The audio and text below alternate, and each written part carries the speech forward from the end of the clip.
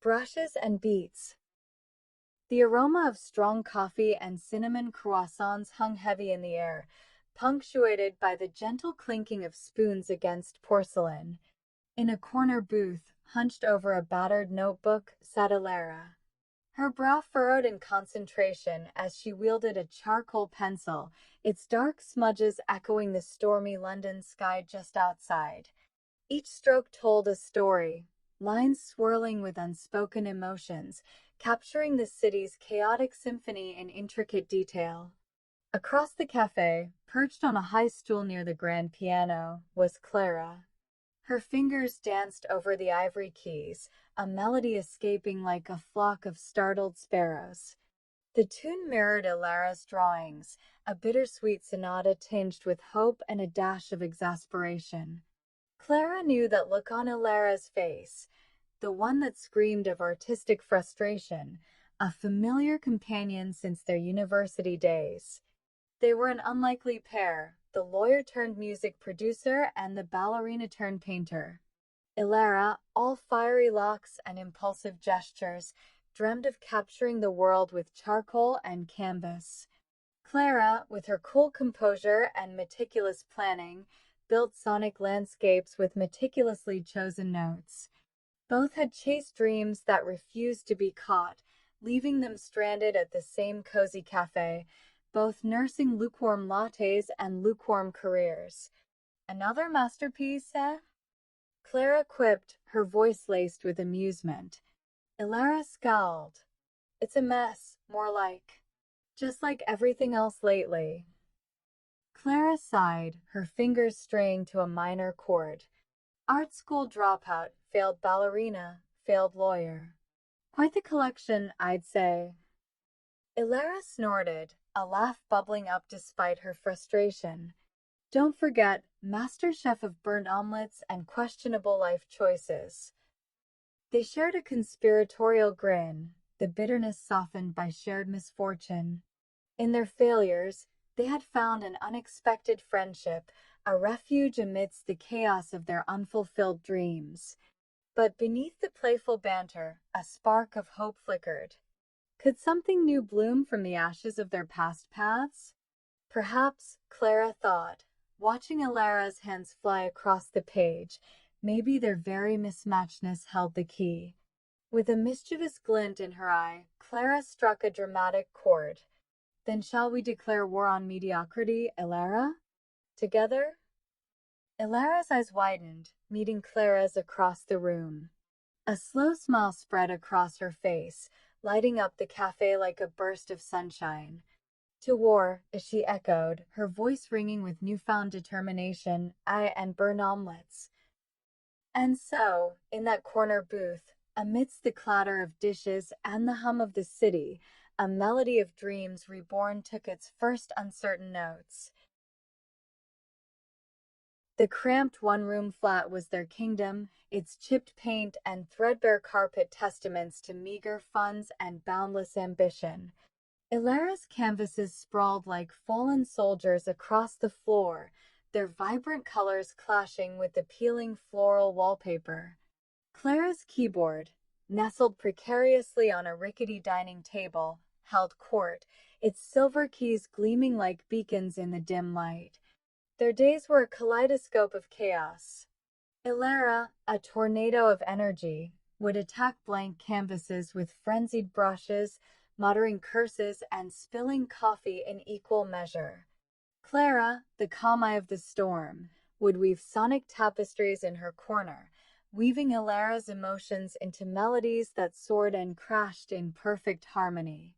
The nights were for strategy.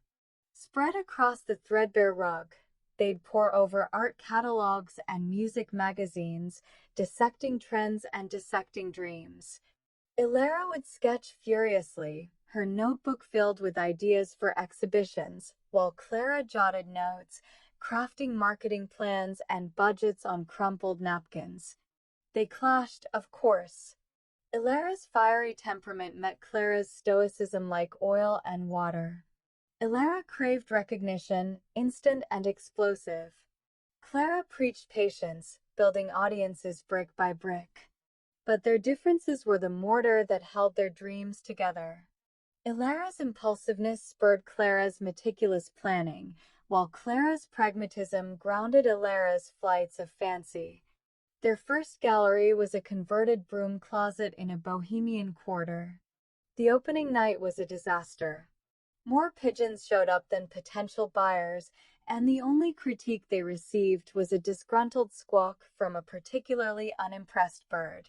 Yet, amidst the laughter and spilled wine, they held on to each other, their belief in their art undimmed.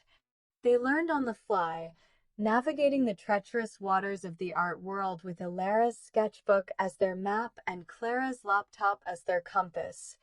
They networked, bartered, and hustled, turning rejections into fuel and disappointments into stepping stones. Ilara's paintings, once confined to dusty corners, graced the walls of cafes and pubs, their rawness resonating with the city's pulse. Clara's music, born from the clinking of spoons and the rumble of traffic, found its way onto independent playlists, its rhythms echoing the city's soul. As months turned into years, their partnership blossomed. Ilara's paintings acquired depth, her brushstrokes infused with Clara's melancholic melodies. Clara's music grew bolder, its chords resonating with Ilara's vibrant colors. They weren't just painter and producer anymore. They were collaborators, co-creators, their souls intertwined in a dance of charcoal and piano keys. One rain-soaked evening, huddled under a single umbrella, Ilara stopped before a gleaming art gallery window. Inside, bathed in spotlights, hung one of her paintings. It wasn't the biggest, nor the most technically refined, but it held a piece of their shared journey, a melody rendered in brushstrokes. For the first time, the sting of past failures faded, replaced by the warm glow of accomplishment. They walked home that night, their laughter echoing on the slick cobblestones. The cramped flat, once a symbol of their struggles, now seemed a cozy haven, filled with the sweet scent of success and the intoxicating aroma of burned omelets.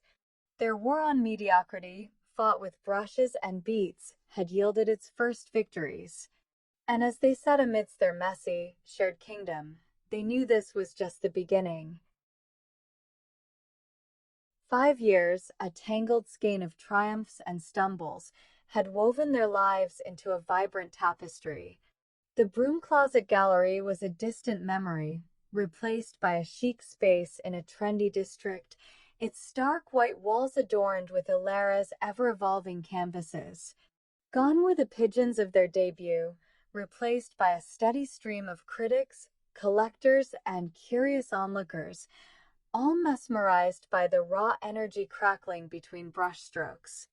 Clara, meanwhile, had carved her niche in the bustling world of alternative music. Her compositions, once relegated to smoky cafes, now pulsed through trendy nightclubs and indie radio stations. Her stage name, Muse, held a double meaning, reflecting her own inspiration and the way she coaxed the very soul from Ilara's art onto the airwaves. Their success, however, came with its own challenges. Recognition brought scrutiny, envy, and unwelcome advice.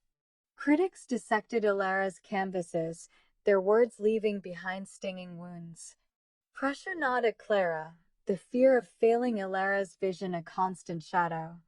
The once easy banter was laced with unspoken worries, the cracks in their facade showing like paint drying too quickly. One cold November morning, an article in a prestigious art magazine shattered their fragile peace. The headline screamed of the charlatan and the maestro, dissecting their partnership with venomous precision. Ilara, furious and hurt, stormed out of the flat, leaving Clara drowning in a sea of self-doubt. Days turned into weeks, the silence in the once vibrant flat stretching like an accusing chasm. They missed the clatter of brushes, the thrumming of keys, the chaotic symphony of their shared dreams. Finally, on a rainy afternoon, a melody cut through the silence. Clara, at the keyboard, her eyes closed, poured her heartache and longing into the notes. From the bedroom, Elara heard it. Hesitantly, she emerged, charcoal stick in hand, drawn by the music like a moth to a flame. As the last note faded, Elara stood before Clara, tears glistening on her cheeks. Without a word, she dipped her brush and began to paint, the canvas mirroring the emotional landscape of their separation. As the sun dipped below the city's skyline, bathing the room in a warm glow, they stood side by side, their creation sprawled before them. It was a messy masterpiece, a tangle of dark lines and vibrant bursts of color, but it spoke of their pain, their love, and their unwavering belief in each other. That night, they ate burnt omelets. Clara still hadn't quite mastered the art of cooking and laughed until their sides ached. Their partnership, tested and bruised, had emerged stronger, the cracks filled with the silver threads of shared struggle and mutual understanding. News of their reunion spread like wildfire, fueled by the raw vulnerability of Elara's new paintings and the haunting beauty of Clara's music. The critics' voices were drowned out by the roar of an appreciative audience, drawn by the authenticity of their bond and the synergy of their art. Their journey, a chaotic dance of charcoal and piano keys, had led them to the precipice of something extraordinary. In their messy corner of the world, two misfits had forged a legend, proving that even the most unlikely pairs could weave magic together. The stage pulsed with energy. A sea of faces, expectant and eager, awaited the performance they'd heard whispers of, a fusion of art and music, a dance of light and shadow. Behind a velvet curtain, Elara's latest masterpiece, a canvas the size of a city wall, stood bathed in golden spotlight. And beside it, Clara, fingers poised on the keyboard, her heart hammered against her ribs. They'd called it a symphony in charcoal and spotlight, an audacious collaboration pushing the boundaries of their art forms. Clara had poured her soul into the music, each note mirroring the brushstrokes on the canvas, the swirling blues of yearning, the fiery reds of rebellion, the serene yellows of hope. Elara, in turn, had breathed life into the music, her strokes echoing the crescendos and lulls, the whispers and screams. As the lights dimmed and the first notes resonated, a hush fell over the audience. Clara's fingers danced across the keys, conjuring a melancholic melody that resonated with the city's heartbeat. Elara's canvas, illuminated in sections, revealed itself piece by piece. A lone figure on a windswept street, eyes filled with longing, then a cityscape ablaze with color, a pulsating testament to resilience. The music swelled, a soaring symphony echoing the dreams and struggles of every soul in the room. Elara's brushstrokes grew fierce, charcoal cascading down the canvas, depicting a whirlwind of emotions, joy, defiance, love, and loss. The audience gasped, then erupted in applause, their collective energy fueling the performance. The music and art intertwined, a seamless tapestry woven from raw talent and shared passion. Clara's piano whispered secrets, while Elara's canvas roared back in defiant splendor. It was a conversation without words, a communion of souls laid bare for all to witness. When the final note faded and the last stroke fell, the room erupted in a spontaneous standing ovation. Tears streamed down faces, hearts thrummed in unison. In that moment, Elara and Clara weren't just an artist and a musician. They were storytellers, weavers of magic, a testament to the transformative power of collaboration. Their journey, once a chaotic scramble for recognition, had culminated in a shared triumph. They had defied expectations, silenced doubts, and proven that in the messy, unpredictable canvas of life, the most exquisite art often blossoms from the most unexpected pairings. The curtains rose, revealing Elara and Clara bathed in the spotlight. And as their eyes met, A silent promise danced between them. Their symphony of charcoal and spotlight was just the first movement, the opening act of a lifelong collaboration.